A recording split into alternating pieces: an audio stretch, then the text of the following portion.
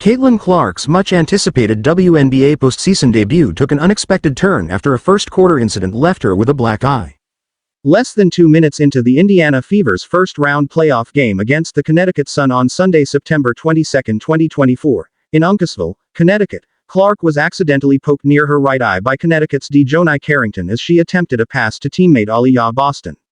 The impact left the Fever's star rookie doubled over in pain, clutching her face, but no foul was called on the play.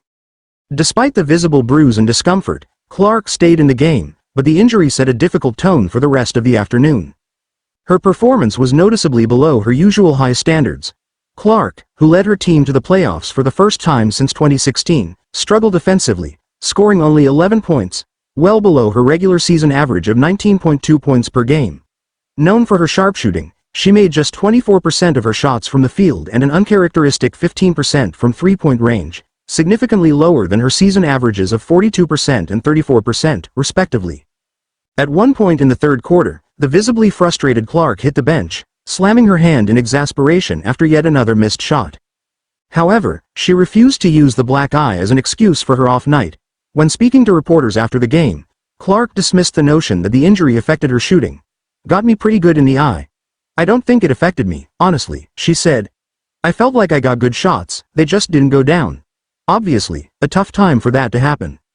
Although Clark's shooting woes made headlines, she remained a key playmaker for Indiana, dishing out 8 assists.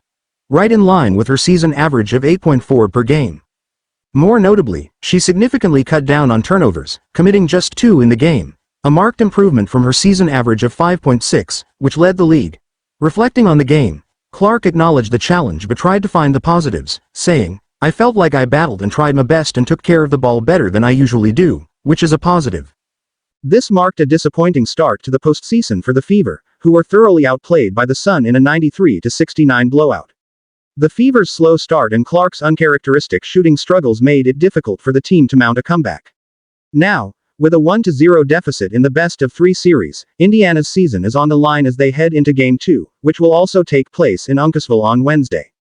Clark, known for her competitive spirit and ability to bounce back, remained optimistic about her team's chances despite the setback. "We can win," she said confidently. "It's not anything about the building. It's not about the gym. It's not about the hoops. I have all the confidence in the world in this team, and everybody in the locker room does, and I know we'll be a lot better on Wednesday." Clark's debut season has been one for the history books. The NCAA's all-time leading scorer was the top overall pick in the 2024 WNBA draft, quickly making a name for herself in the professional league. She set a WNBA record with 337 assists during the regular season while averaging 19.2 points, 5.7 rebounds, and 1.6 steals per game. Her impressive playmaking and leadership helped the Fever recover from a rough start to the season, as they went 9-5 following the WNBA's Olympic break, securing their first playoff berth in 8 years. However, Clark's postseason introduction was marred by both the injury and the Fever's struggles to keep up with the Sun. If they fail to win Game 2 on Wednesday, Indiana's season will come to an end, making it a do-or-die situation for Clark and her teammates. Should they win, a decisive Game 3 will take place back in Indianapolis on Friday. The playoff clash between Clark and Carrington also carried some subtext. Earlier in the season, Carrington appeared to mock Clark for exaggerating a foul call during a game in June. The tension between the two players briefly spilled over onto social media, where Carrington seemed to take aim at Clark after the rookie addressed her name being used in public debates over racism and misogyny in sports, saying, "I don't put too much thought and time into thinking about such agendas."